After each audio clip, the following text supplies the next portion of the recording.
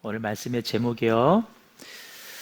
사랑의 하나님이 맹렬히 진노하신다라는 제목입니다. 사랑의 하나님이 맹렬하게 진노하신다. 사실 작년 이 주제를 가지고 말씀을 전해야지 계속 제가 묵상하다가 아직 제 안에 준비가 덜 됐었어요. 그래서 한 1년 정도 더 깊이 묵상하고 숙성시켜서 이제 말씀을 끄집어내려고 합니다. 정말 중요한 말씀이니 여러분 졸지 마시고 또 다른 생각도 하지 마시고 핸드폰 만지지 마시고 주보도 보지 마시고 잘생긴 저만 주목해 주시기 바랍니다. 아멘. 엄마는 크게 하면 해야죠. 제일 크게 해야죠. 희한하네 이거. 예전에는요 제가 막 집에 가면 배가 불러도 막 먹어라 그러더니 요즘 가도요 뭐 먹어라 준단 말을 안 하셔요. 희한해. 자, 분위기 전환했어요. 자, 신앙생활의 성패는 하나님이 어떤 하나님인지를 얼마나 내가 아느냐가 결정합니다. 하나님이 어떤 하나님이냐, 이 말은 곧 하나님의 성품이 무엇인지를 아는 것입니다. 하나님은요, 자신이 어떤 하나님인지, 내가 어떤 성품을 소유했는지를 이 성경책에 다 기록해 놓으시고 우리에게 알려주시는데, 문제가 뭐냐면 우리가 하나님을 알아야지 성경을 열심히 읽어요. 묵상을 하고 큐티를 하는데 성경 안에는 너무나 상반된 하나님의 성품이 여기저기에 존재하고 있다는 거예요.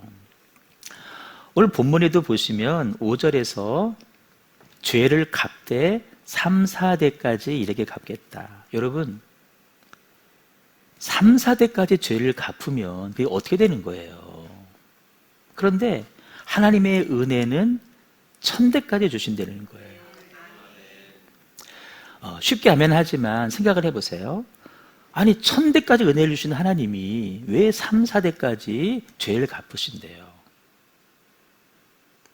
오늘 말씀의 제목이 뭐예요?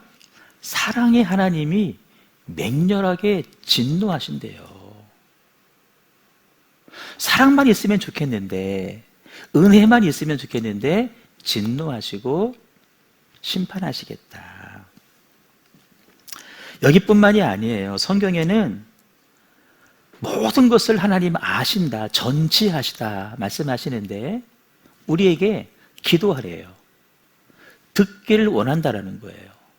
모순 아니에요? 아니, 다 아시는 분이 굳이 내가 기도해야 알아? 근데 기도하래요. 들어야겠다는 거예요. 완전히 자유하신 분이신데요, 스스로 언약을 주시고 그 언약에 매이셔요. 자유하신 분이 스스로 매여요. 하나님 완전히 선하신 하나님이시로 알고 있는데 택한 사람을 연단하신다는 거예요. 말이 안 되는 것 같잖아요. 뭐가 맞을까? 이래서 우리가 하나님을 잘 몰라요. 그래서 신앙이 그 다음 단계로 점프해야 되는데 나아가지 못하는 거예요. 이런 상반된 하나님의 성품을 접하면서 우리가 보이는 반응부터 살펴봐요. 신앙의 연수가 오래되신 분이나 이제 막 믿기 시작하신 분이나 반응은요 똑같아요. 마음속에 충분히 의심이 돼요. 이거 뭐지? 그런데 똑같이 질문하지 않아요. 뭐가 맞아요? 물어보질 않아요. 왜냐? 그걸 표현하면 교회 안에서 나는 뭐가 되는 거예요? 믿음 없는, 의심 많은 도마가 되는 거예요. 그게 두려워서 표현하지 않아요. 여러분들은 어떠세요? 오늘도 몇 주간 오늘부터 성경에 기록된 하나님의 성품을 주제로 말씀을 나누려고 해요. 말씀드린 대로 작년부터 말씀을 준비했는데 준비가 덜 돼서 제가 깊이 묵상하고 숙성시켜서 내놓습니다. 잘 들어보세요. 이 말씀 여러분 너무 중요해요. 이 의문이 풀려야 돼요. 그래야 성장할 수 있어요. 우리 오후에 성경 공부하잖아요. 어성경 생장점이 터진다 그러잖아요. 이 의문이 터져야 돼요. 그래야 다음으로 가는 거예요. 우리의 신앙이 성숙해지기 위해서 반드시 여러분 알아가셔야 돼요. 자, 본격적으로 말씀을 나누기 전에 오늘을 포함해서 앞으로 몇 주간 나눌 말씀 전체를 이해하기 위한 길잡이에 제가 두 개를 먼저 소개하고 한 가지 상반되는 하나님의 성품을 나누려고 합니다. 첫 번째 길잡이예요. 하나님을 어떤 방식으로 내가 대할 것이냐, 하나님을 대하는 자세, 방식, 이거를 우리가 점검하셔야 돼요. 흔히 사람들 말하기를요, 하나님은 이해할 수 없어, 그래서 나는 하나님을 믿을 수 없어 라고 이야기합니다. 뒤집어 말하면 나에게 하나님을 설명해봐, 내가 이해되면, 눈 크게 떠요, 나에게 하나님 설명해봐, 내가 이해되면 믿을게 라는 의미예요. 이해가 되면 믿겠다, 이러면 그럴듯해 보이죠? 맞는 말 같죠? 여러분, 틀린 이야기입니다. 완전히 틀린 이야기입니다. 왜 그러냐? 피조물은요, 우리는요, 인간은요, 절대 조물주, 창조주를 다 이해할 수 없기 때문에 그래요. 아멘. 우리 피조물인 사람은 조물주, 창조주를 이해할 수가 없어요. 우리가 알고 있는 하나님은 그나마 하나님께서 계시해 주신 부분, 그 조금 아는 거지 절대 우리는 하나님을 다 이해할 수가 없어요. 보세요. 같이 사는 내 옆사람, 내 남편, 아내, 자녀들 속도 모르는 우리가 어떻게 창조주 하나님의 기품을 알 수 있겠어요? 몰라요, 몰라. 그래서 여러분, 하나님을 이해해야 믿겠다라고 하는 말은 완전히 잘못된 말이에요. 그러면 주제, 하나님을 우리는 어떤 방식으로 대해야 될까? 이해가 아닌 믿음으로 대해야 됩니다. 하나님은요, 이해의 대상이 아니라 무슨 대상? 믿음의 대상이라는 거예요. 따라요. 하나님은 이해의 대상이 아닌 믿음의 대상입니다. 하나님은 결코 이해하려고 해도 이해되는 분이 아닙니다. 이해가 안 되기 때문에 여러분 믿으셔야 됩니다. 하나님은 믿는 자에게 자신을 조금씩 오픈하셔요. 이걸 계시라 그래요. 자기를 계시해 주시고 계시해 주신 분량만큼만 우리는 하나님을 알 수가 있다라는 것입니다. 만약 여러분, 우리 인간의 지성으로 하나님이 이해가 된다라고 한다면 우리는 뭐 하는 줄 아세요? 계속해서 지금도 하나님을 연구하고 분석하려 들 거예요. 구글 AI 제미나이에게 하나님은 어떤 분이야? 막 검색어를 쳐요. 챗 GPT에게 하나님에 대해서 알려줘, 막 물어볼 거예요. 답이 쫙 나오겠죠? 그거 종합해서 하나님 이런 분이구나, 하나님 다 한다고 생각해요. 여러분, 착각하면 안 돼요. 구글이 아무리 잘 정리해서 답을 줘도요, 인공지능이 내놓는 대답은 지금까지 사람들이 만들어낸 연구 결과를 싸그리 모아가지고 그거 정리해 주는 것뿐이에요. 그 역시도 사람의 생각의 범주 안에서 벗어나지 못한다라는 거예요. 결코 그거 가지고 하나님을 알 수 있다 없다? 없다. 괜히 괜한 노력하지 마시고 하나님을 분석하려고 하지 마시고 믿는 일에 힘쓰시는 저 여러분 꼭 되시기를 주님의 이름으로 축복합니다. 아멘. 하나님은 이해가 아니라 믿음의 대상이다. 아멘. 자, 두 번째 길잡이입니다. 하나님은 성품에 대한 바른 지식을 가지고 있어야 우리의 믿음이 성장해요. 뭘 알아야 된다? 하나님의 성품에 대한 바른 지식. 하나님은 이해의 대상이 아니라 믿음의 대상인데 그럼에도 불구하고 왜 우리는 자꾸만 하나님을 이해하려고 할까? 도저히 이해가 안 돼서 못 믿겠다는 말을 지금도 하고 있어요. 왜 그럴까? 이유는 간단해요. 하나님의 성품을 우리가 몰라서 그래요. 하나님이 어떤 하나님인지 모르니까 자꾸만 하나님을 분석하고 연구하려고 하고, 그래서 나름대로 답을 내놓는데 그 답은 다 뭐예요? 다 엉뚱한 답이에요. 갈수록 미궁이에요. 갈수록 하나님과 멀어지는 거예요. 혹시 여러분 가운데 아니 목사님, 하나님 성품은 사랑의 하나님이고 뭐 자비의 하나님이고 긍휼의 하나님이고 아멘 할 때까지 용서의 하나님이시고 이거 하나님 이런 분 아니셔요? 여러분 맞아요. 하나님 사랑의 하나님 맞아요. 자비도 맞아요. 용서도 맞아요. 긍휼도 맞아요. 그렇다면 여러분 서두에 드린 말씀이 있잖아요. 하나님의 상반된 성품이 성경 여기저기에 기록되어져 있는데 그거 어떻게 설명하시겠어요? 사랑의 하나님이 진노하신대요. 어떻게 설명하겠어요? 용서의 하나님이 심판하시겠대요. 이거 어떻게 설명하겠어요?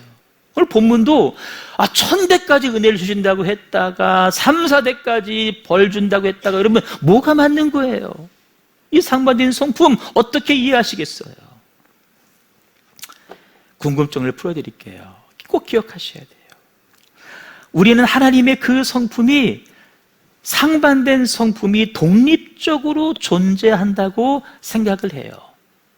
하지만 여러분, 그 상반된 하나님의 성품의 모습이 사실은 하나로 연합되어 있다라는 사실이에요. 이거 꼭 기억하세요. 우리가 보기에는 사랑, 징계 각각의 것 같잖아요? 아니에요. 한 성품이라는 거예요. 심판하시고 용서하시는 게 별개의 것 같지만 사실은 하나라는 거예요.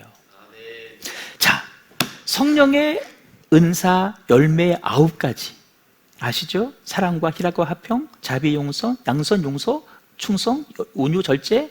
여러분 이 9가지가요 각각의 별개인 것 같지만 사실은 하나예요. 나는 사랑의 은사가 있는데 양선의 은사는 없다? 아니에요. 다 있는데 그 사랑이 좀 더 강하게 드러나는 것이지 다른 것은 없는 게 아니에요. 하나예요. 마찬가지로 하나님의 사랑도 하나님의 징계도 하나라는 거예요. 아멘? 이거 꼭 기억하셔야 돼요. 근데 우리는 어때요? 사랑과 진노, 용서의 심판에 대한 어떤 기준이 우리에게는 없어요. 원칙도 없어요. 하나님의 사랑과 하나님의 진노, 하나님의 용서와 하나님의 심판은 분명한 기준이 있고 분명한 원칙이 있어요. 이따 말씀드릴 거예요. 그런데 우리는 기준이 없고 원칙이 없어요. 자녀들이 있지만요, 우리 자녀들이 부모님들에게 가장 헷갈려하는 게 뭔지 아세요? 내가 똑같은 잘못을 했거든요. 근데 어떤 때는요 막 버럭 화를 내고 막 와 그렇게 무서울 수가 없어. 그런데 어떤 때는요 한마디 혼도 안 내요. 애들은 헷갈려. 이게 뭐가 맞는 거예요 이게? 조치현 집사님 왜 웃어? 엄마가 버럭 오바마 아니야? 썰렁하네. 버럭 오바마. 오바마 이름이 버럭인데 미안하다. 어느 때는 정말 별것도 아닌 거 잘했거든요. 근데 엄마가 무지하게 칭찬을 해줘. 근데 어느 때는 더 크게 잘했는데도요 한 말 안 해. 좀 더 잘하지. 기준이 없어. 원칙이 없어. 그래서 자녀들이 헷갈려하는 거예요. 근데 여러분 하나님은 징계할 때, 심판할 때, 사랑 베풀 때, 용서할 때 그 기준과 원칙이 항상 일정하다라는 거예요. 아멘. 왜 그게 가능한 줄 아세요? 하나님의 사랑과 진노는 하나이기 때문에 그래요. 용서와 심판 상반되어 보이지만 사실은 하나님의 한 성품이라는 거예요. 사랑과 진노 상반되어 보이지만 사실은 하나라는 거예요. 여러분 사랑의 반대는 여러분 진노가 아니에요. 사랑의 반대는 뭐예요? 무관심이요. 무관심. 그냥 내버려둬. 뭐하든 말든 그냥 내버려둬. 관심 없어. 사랑하지 않기 때문에 그런 거예요. 여러분 막 관심하잖아. 나 안 쳐다보고 딴 데 쳐다보잖아? 그럼 막 질투감이 생기잖아. 왜 그런 줄 아세요? 사랑하기 때문에 그런 거예요. 하나님이 뭐라 그랬어요? 질투하시는 하나님이라 그랬어요. 아멘? 동일한 감정이에요. 물론 성경 여기저기에 그 하나님의 상반된 감정이 흩어져 있어서 우리가 발견하지 못하는 것이지 사실은 뭐다? 하나의 성품이라는 거예요. 연합되어 있다는 거예요. 그걸 모르니까 우리는 어떻게 하죠? 내가 좋아하는, 내가 하나님께 기대하는 그 성품만을 계속 붙잡아요. 더 나아가서 하나님이라면 당연히 이러셔야 돼 라고 하나님을 내가 만들어, 내가 규정해버려. 하나님과 어울리지 않는 것은, 그러니까 저주, 심판, 하나님과 어울리지 않아, 아예 내가 제거해버리는 거예요. 잘못된 시도예요. 이런 모습은 사실 우리 시대만의 문제가 아니라 이 교회의 역사, 2000년 역사 가운데 늘 있어왔던 일입니다. 여러분, 우리가 예수님을 말할 때 우리는 삼위일체를 공부했고 배웠잖아요.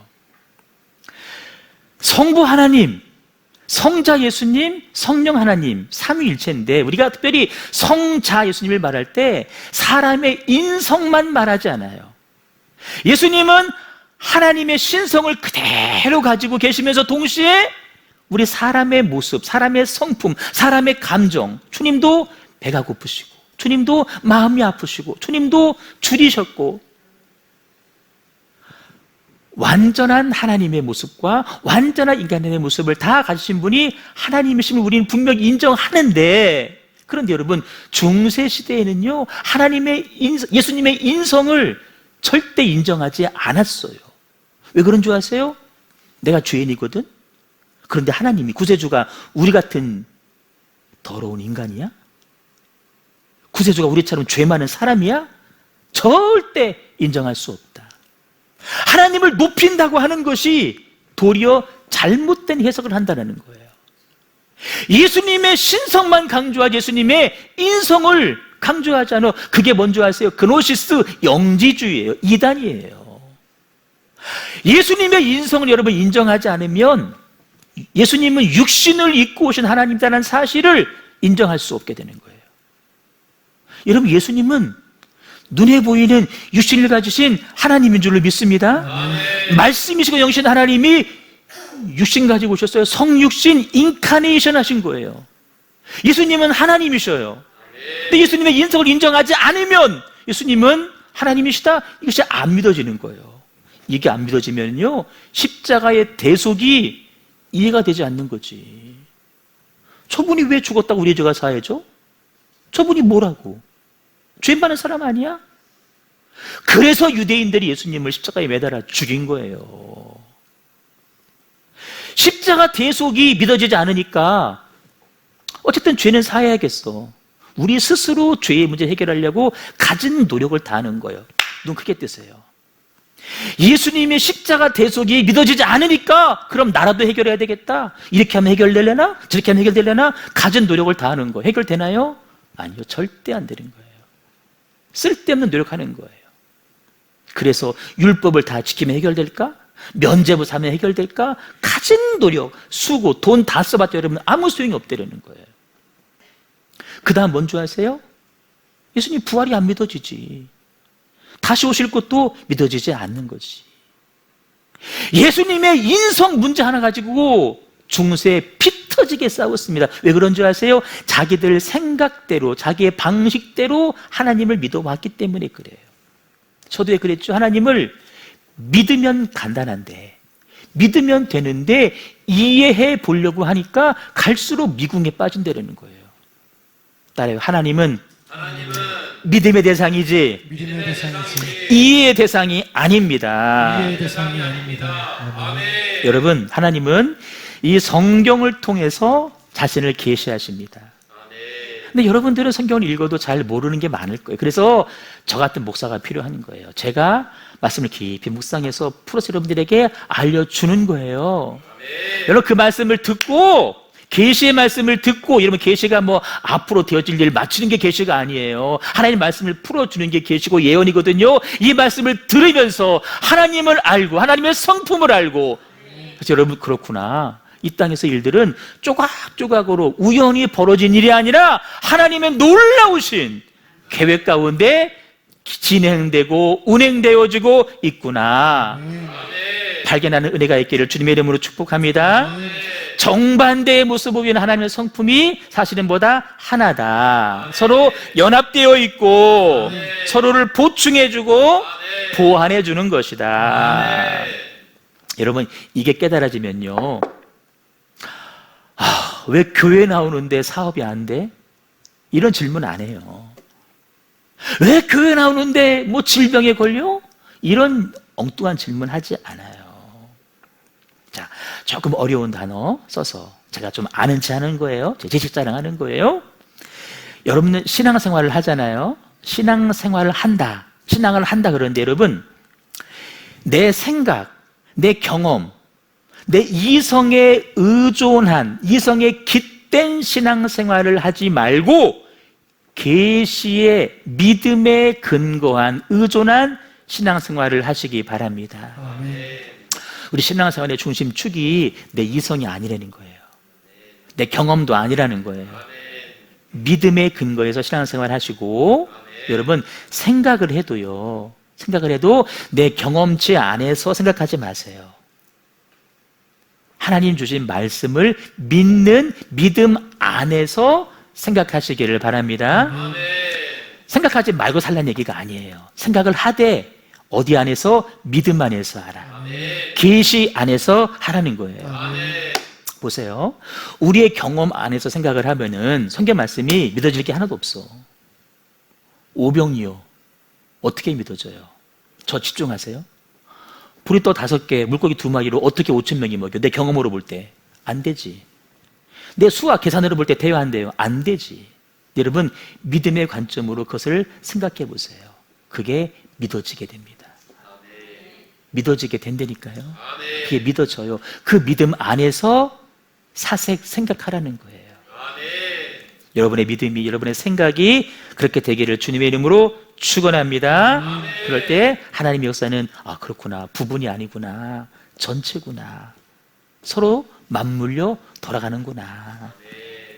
자, 오늘 한 가지만 살펴봐요. 너무 잘 알지만 상반되어서 도대체 뭐가 맞는 거요? 아이 몰라! 그거 하나만 보려고 해요. 사랑과 진노입니다. 하나님의 사랑, 하나님의 진노. 뭐가 맞을까요? 오늘 말씀의 제목이에요.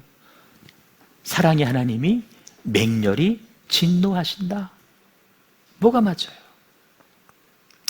보통 하나님에 대한 모든 사람들이 갖고 있는 보편적 지식은 뭐냐면 사랑이에요.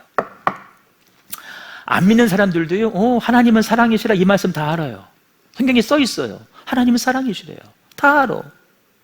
하나님이 세상을 이처럼 사랑하사, 이처럼이 뭐예요? 독생자를 되어 주실 정도로 사랑하사. 다 알아. 하나님의 성품은 첫 번째 사랑이에요. 근데 여러분, 우리를 헷갈리게 하는 게 뭐냐면 성경 여러 곳에 뭐가 있다고? 하나님의 진노의 말씀이 있다는 거예요. 아까도 봤잖아요. 3, 4대까지. 무서워. 신명기 4장에 보시면요, 하나님은요, 살라버리는, 소멸하는 불이래요. 다 태워버리기 때문인 거예요. 하나님이요, 질투하신대요. 사람만 하는 게 아니라 하나님도 질투하신다라고 말씀해 주고 있어요. 여러분, 이런 말씀을 대하시면 어떤 느낌이 드세요? 그냥 나는 아무 생각 없어요. 그냥 다 아멘이에요. 아니에요. 대답을 안 하시지만 다 나름대로 저마다 이런 방식, 이런 문제를 대하는 방식이 다 있어. 첫째는 쓰는 방식이 뭐냐면은 성경을 읽다가 하나님의 진노, 하나님의 심판이라는 말이 나오면 눈을 감아버려요. 안 봐버려. 하나님의 진노 그런 건 없어. 오타야, 오타 이거. 하나님의 심판 없어. 아니, 설사 하나님이 진노하고 설사 심판해도 나에게는 해당되지 않으라고 사람들이 생각을 합니다. 진실을 외면하고 눈을 감아버리는 그릇된 모습이죠. 자, 이 하나님의 진노, 심판을 대하는 사람들의 두 번째 방식은 소위 진화론적인 방식인데, 여러분 진화론이 뭔지 아시죠? 단계적으로 진화했다, 성장했다라는 거. 이 방식을 하나님께도 적용을 해가지고요, 예수님께서 이 땅에 오심으로 인해서 신약이잖아요. 그래서 과거 구약의 진노의 하나님은 없어졌다. 하나님의 진노는 사라졌다. 이렇게 단계적으로 발전했다라고 사람들이 생각을 합니다. 지옥, 심판, 하나님에게 그런 거는 없어. 예수님 왔기 때문에. 여러분, 이 말이 완전히 거짓인 게 신약 성경을 보세요. 예수님 오신 다음이에요.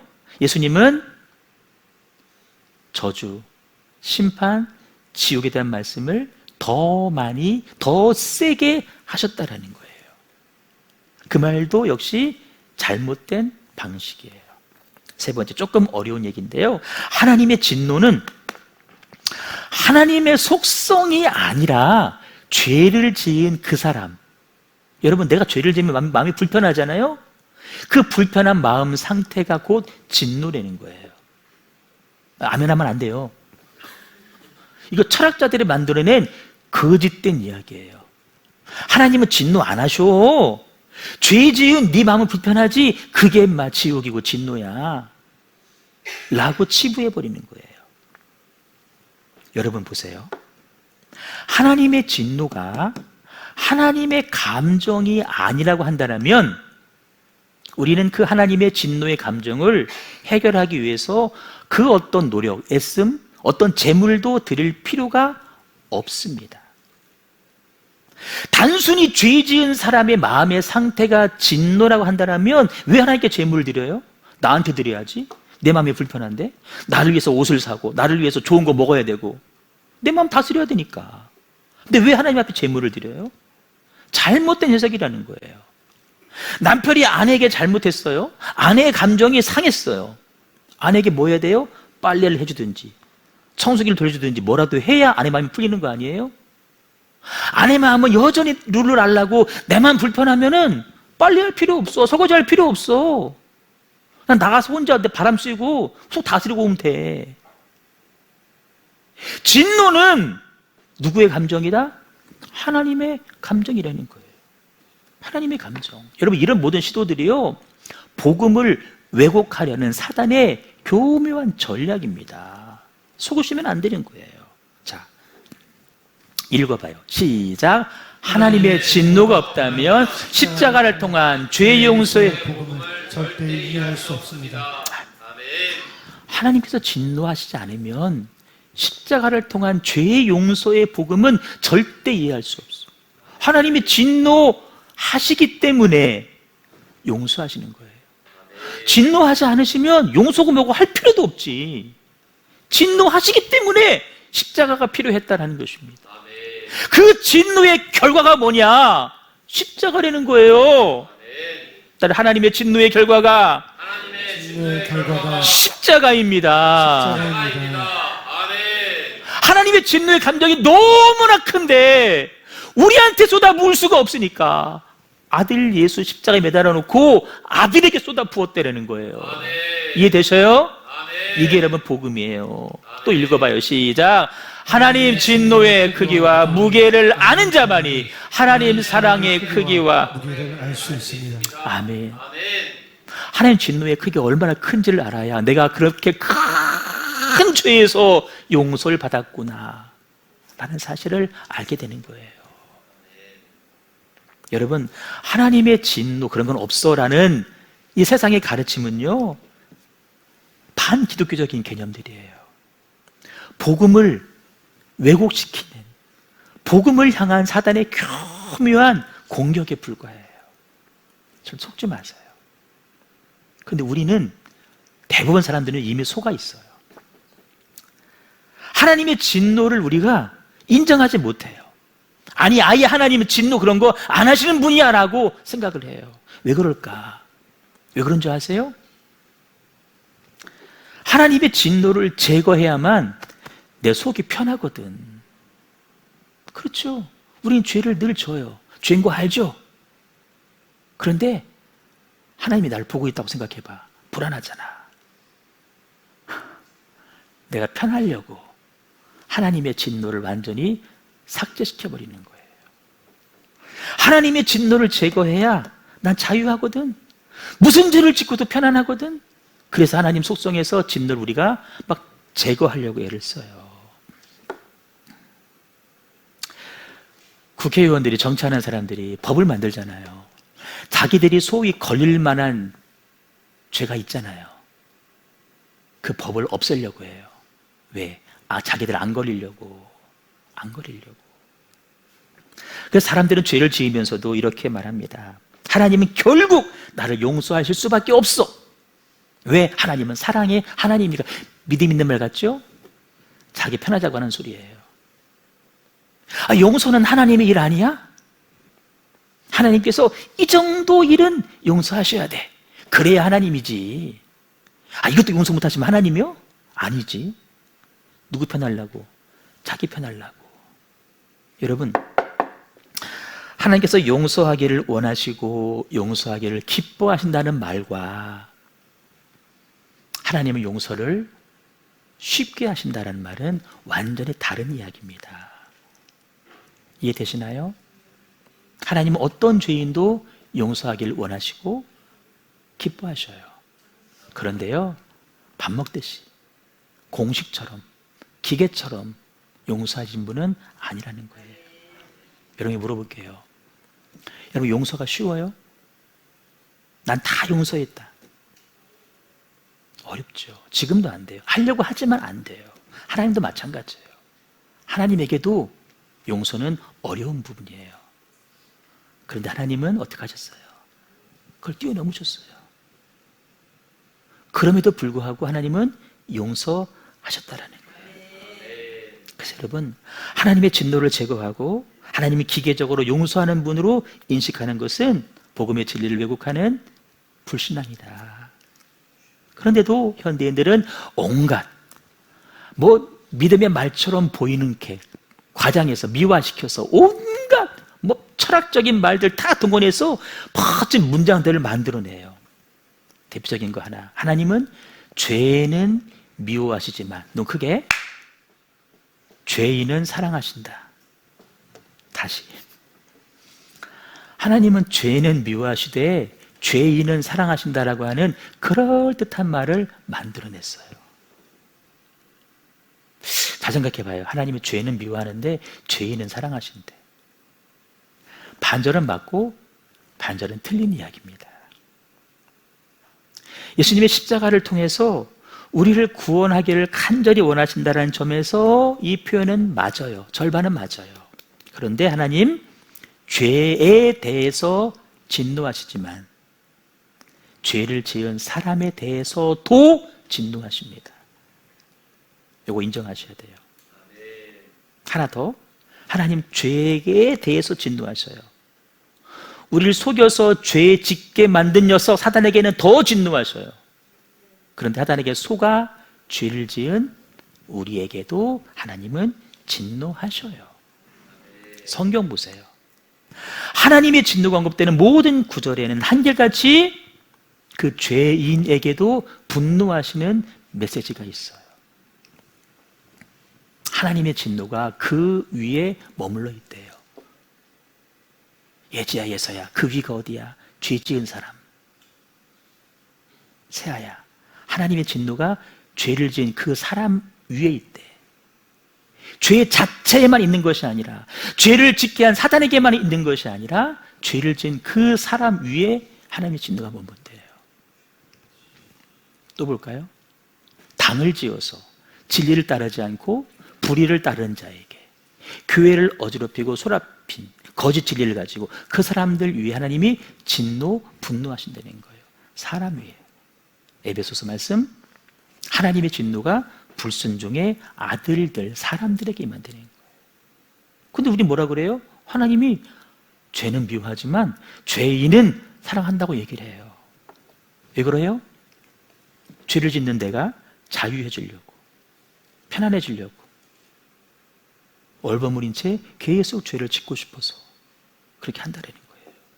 이런 생각이 어디서 나온지 아세요? 하나님 중심적인 사고가 아닌 사람 중심, 인간 중심의 사고에서 나온 결과물이라는 거예요. 학교에서 배웠죠? 사람 중심, 특별히 이성 중심의 사고를 하고 살자! 이게 어떤 시대예요? 계몽주의 시대예요. 18세기 르네상스. 여러분, 계몽주의 핵심이 멋있는 말 같지요? 인간의 이성을 중심으로 이해되는 것만 믿자는 거예요. 인간의 이성이 완벽해요? 아니잖아요. 그래서 하나님 중심에서 사람 중심으로 이렇게 무게 중심이 옮겨온 시대예요. 그래서 여러분, 계몽주의 시대 이전에 르브르 박물관이나 각종 유럽에 있는 박물관의 그림을 보세요. 모든 그림의 주제는 다 하나님이었어요. 성경이었어요. 천지창조, 최후의 만찬, 다 성경이 주제였는데 계몽주의 시대 이후로는 그림의 주제가 사람이에요. 사람. 남자, 근육질 남자. 여자들 풍만한 가슴. 사람이 중심이 되어버린 거예요. 사람을 강조하는 거예요. 그런 생각이, 아니, 하나님이 사람을 위해서 일해야지 왜 사람이 하나님을 위해서 일해? 주객이 전도돼 버리는 거예요. 결론은 그러다 보니까 하나님은 인간을 섬겨야 돼. 그런 분이야. 하나님은 절대 인간을 미워하거나 적대시하거나 심판하거나 저주하시면 안 돼. 하나님을 내가 만들어 버리는 거예요.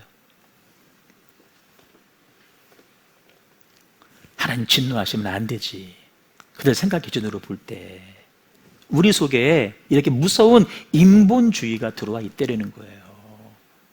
여러분, 우리는 인본주의를 배격하고 하나님 제일주의, 하나님 중심주의, 신본주의로 돌아가야 될 줄로 믿습니다. 그렇다고 여러분, 제가 말하는 신본주의가 아이고 하나님께서 트럼프를 감동시켜가지고 전쟁 일으켰습니다, 하나님께서 윤 전 대통령을 감동해서 이 시대에 고넬료처럼 쓰시는, 여러분 그런 거 믿지 말고, 그런 거 믿지 말고, 저 그런 얘기 안 해요. 그 믿지, 잘 구별하셔야 돼. 다시 진노와 사랑 이야기예요. 하나님은 죄도, 사단에게도, 죄인에게도 진노하신 하나님이신데, 그러면 하나님의 진노는 뭘까? 사랑은 뭐고 진노는 뭘까? 결론이에요. 하나님의 근본 성품은, 내재되어 있는 하나님의 근본 성품은 사랑입니다. 그런데 우리가 하나님 밖으로 튕겨나갔어요. 하나님 말씀 밖으로 나가버렸어요. 하나님의 사랑은 근본적이고 영원한 소성인 반면에 죄는 뭐라는 거예요? 하나님 밖에 있는 사람, 하나님 밖에 있는 행동, 말씀에서 벗어난 행동에 대한 하나님의 반응이 뭐야? 진노라는 거예요. 이해가 되시는 거죠? 하나님의 근본은 사랑이요. 그런데 딱 한 가지 기준, 하나님의 안에서 벗어났을 때만 하나님께서 감정이 상하시는 거예요. 우리가 미안해요, 돈 많이 못 벌다고 하나님 진노하시는 거 아니에요. 웃어야 돼? 얼굴 안 예쁘다고 하나님 진노하시는 거 아니에요. 너 키가 왜 이렇게 안 컸냐? 하나님 진노하지 않으셔요. 에? 세아야, 목사님 걱정이 많어.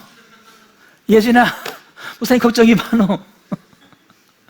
하나님 말씀에서 벗어났을 때, 그때 하나님 진노하시는 거예요.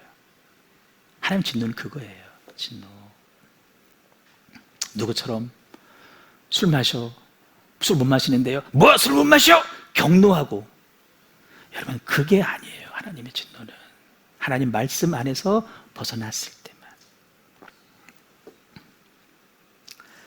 만약 하나님이 인간의 죄와 악에 대해서 진노하시지 않는다라면 과연 하나님이 선하신 하나님일까요?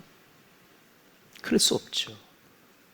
하나님의 진노야말로 악이 존재하는 이 세상에서 인간이 선을 추구해야 되는 가장 핵심적인 이유가 되는 거예요. 말씀을 정리합니다. 하나님에 대한 인식에 대한 말씀이었어요. 이성으로 이해하지 말고 뭘로? 믿음으로 받아들이자. 응? 신혜경 성도님, 하나님은 이해하는 분이 아니에요. 하나님 믿는 분이에요. 믿는 분. 믿음의 대상이지 이해의 대상이 아니에요. 하나님의 성품 상반돼 보이죠? 별개가 아니에요. 하나예요.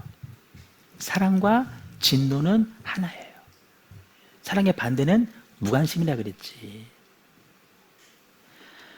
사랑하시기 때문에 진노하시는 거예요.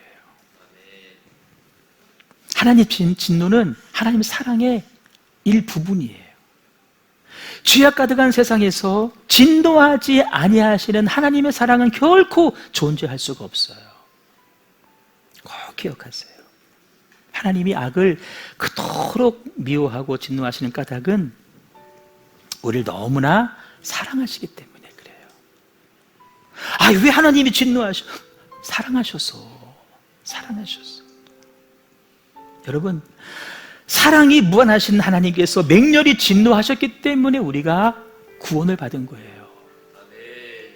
진노하시는데요, 죄가 미워서, 하단이 미워서, 죄인이 미워서 진노하시는데 그 진노를 우리한테 쏟아부을 수가 없으셔서 아들 예수 십자가에 매달아 놓고 아들이 그렇게 죽겠다고 아프다고 소리 질러도 하나님 고개를 돌려버리시고 외면하시고, 그래서 우리가 구원을 받은 거예요. 사랑과 진노는 한 손품이다. 이 모든 말씀을 제가 제 삶의 경험으로 요약해 드릴게요. 확 와닿을 거예요. 제가 최근에 어깨에 디스크가 새어나가지고 지금도 통증이 있어요. 그 한 달 이상 잠을 못 잤어요. 너무 아팠어요. 게다가 감기까지 와서 감기약 섞어 먹었지. 역류성 식도염 와가지고 그 약 먹어야 되지. 또 남자들이 또 먹는 약 있잖아요. 그것도 먹지. 몇 가지 먹는 거예요. 잠을 못 자니까 죽겠는 거예요. 내가 너무 어지러운 거예요. 솔직히 걱정했어요. 나 머리에 뭐 이상 있는 거 아닌가? 근데 그 말 하니까 저 사람이 걱정을 하는 것이지. 선교 기금 마련하겠다고 우리 가방 장사했잖아요. 집사람 아는 분한테 가방을 팔려고 하는데 그분이 교회 와서 보겠다는 거예요. 그날이 어떤 날이냐면 저기 손노양 사님 집에 신방한 날이에요. 오전에 예배 드린다고 내 핸드폰을 무음으로 놨어요. 잠은 못 잔 상태야. 피곤해 죽겠어. 근데 그분이 오신대. 그러면 나는 주유하고 잠깐 차에 있을 테니까 그분 만나고 차로 와라. 근데 교회 앞에 차를 댈 데가 없어가지고 저 위주장을 갔단 말이에요. 박미수 권사님 집 앞에 주장에서. 내가 거기서 깜빡 잠이 들었어요. 한 시간 이상 잠을 잔 것 같아. 근데 핸드폰은 무음이야. 그 다음 일정이 있어서 집사님이 나에게 전화를 하는데 그 전화를 안 받아. 내가 전화를 안 받아. 어지럽다고는 하지. 집사람이 걱정을 많이 한 거예요. 나중에 봤더니 7통이 찍혀 있어. 잠에 깨서 여보 나 여기 위에 있어. 나 내려갈게. 우리 집사람이 저에게 평소에 그렇게 안 하거든요. 이 수학에서요 벼락 같은 소리가 나오는 거예요. 울먹이면서.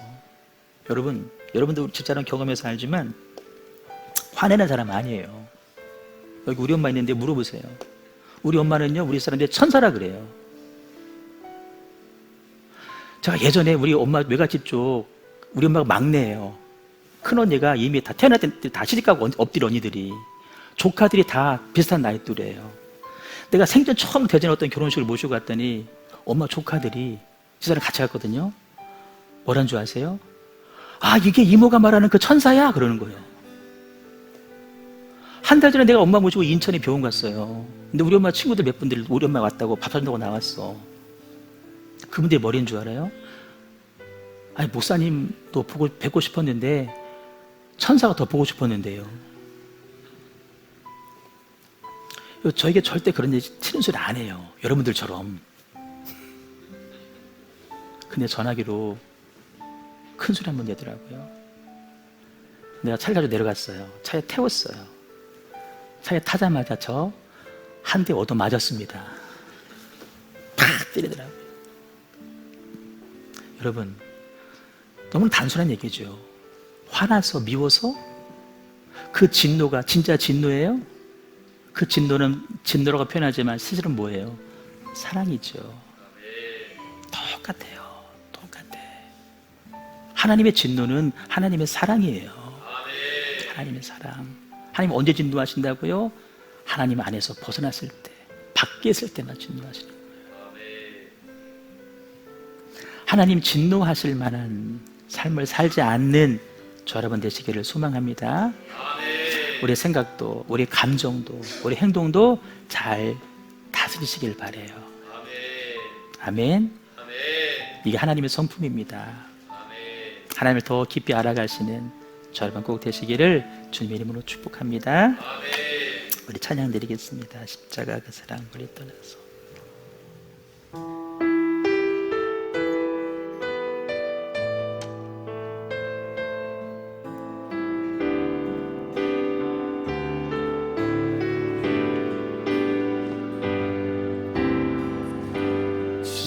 십자가 그 사랑 멀리 떠나서 무너진 나의 삶 속에 잊혀진 주를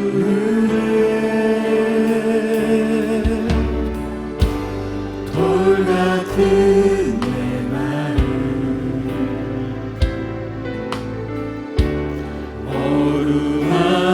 어루만지사 다시 일으켜 세우신 주를 사랑합니다.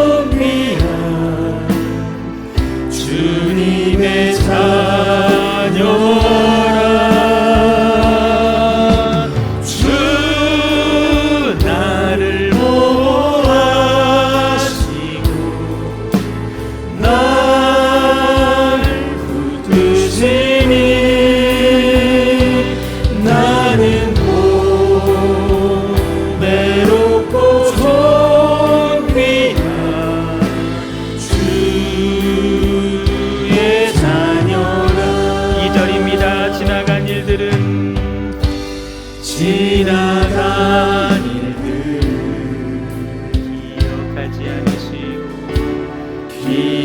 기억하지 않고 이전에 행한 모든 일 생각지 않으리. 사망의 강물과 길을 내시는 주 내 안에 새 일 행하신 주만 바라봅니다. 가사를 알려주세요. 주 너를 보호하시고 널 붙드시니 너는 또 외롭고 좁히나 주님의 자녀라.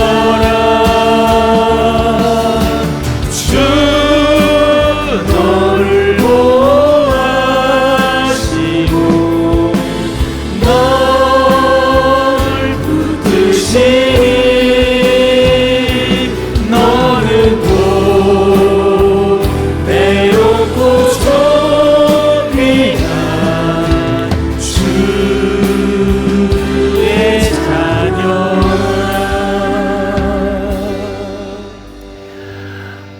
하나님의 성품을 바로 알아야 우리의 삶이 신앙이 성장할 수 있다 그랬습니다. 하나님의 성품 가운데 사랑과 진노를 말씀드렸어요. 하나님의 성품이 이렇대 여러분 설명하는 게 목적이 아닙니다. 하나님이 언제 진노하시는지 진노 안 하시는 게 아니에요. 진노하셔요. 죄에 대해서도 죄를 짓게 만든 사단에게 대해서도 그리고 죄인에 대해서도 하나님 진노하셔요. 언제 진노하시느냐? 기준 딱 하나, 하나님 안에서 벗어났을 때, 말씀 밖으로 벗어났을 때, 모든 말씀. 여러분, 내가 적절하게 이 정도는 괜찮을 거야, 남들 다 하는데, 하나님 내 형편은 아시잖아, 충분히 이해하실 거예요. 여러분, 여러분의 생각이에요. 제가 아주 구체적으로 말할 수 있는데 여러분, 이렇게 말씀하면 다 알아들을 거예요. 여러분, 그 안에서 왔다 갔다 하지 마세요. 딱 정하세요. 정하세요. 딱 정하세요. 그게 여러분 자유한 길입니다. 하나님 진노하셔요. 진노하셔요. 용서하신 하나님하고 용서를 쉽게 하신 분하고는 다른 개념이에요. 내가 용서하기 어려운 것처럼 하나님도 용서하기 어려워요. 근데 용서하시는 거죠. 그러나 결론, 진노하시지만 아들에게 진노하셨어요. 아들 십자가에 매달아 놓고 그 맹렬한 진노. 여러분, 각 사람의 모든 죄를 합하면 얼마나 진노가 크겠어요. 그 우리 받으면 우리 다 죽어요. 그래서 아들에게 쏟아 부으셨어요. 그래서 우리는 용서받은 거예요. 다시금 하나님 마음 아프게 해드리지 말고, 진노는 하나님의 감정이라 그랬어요. 하나님의 감정은 상하지 않게 하나님과 나 사이에 신령한 그 어떤 점도 흠도 티도 없는 영적인 관계에 이어갈 수 있기를 소망합니다. 이제 말씀을 잡고 합심하여 통속으로 같이 기도하도록 하겠습니다. 주여, 주여, 주여. 하나님 아버지 감사합니다. 하나님 감사합니다. 하나님과 우리 사이에 신령한 관계를 이뤄가기를 소망합니다. 하나님 말씀 밖에서 벗어나지 않게 해주시옵소서. 하나님 진노하지 않도록, 하나님의 진노가 꺼지지 않도록 모든 거짓을 내어버리게 해주시옵소서.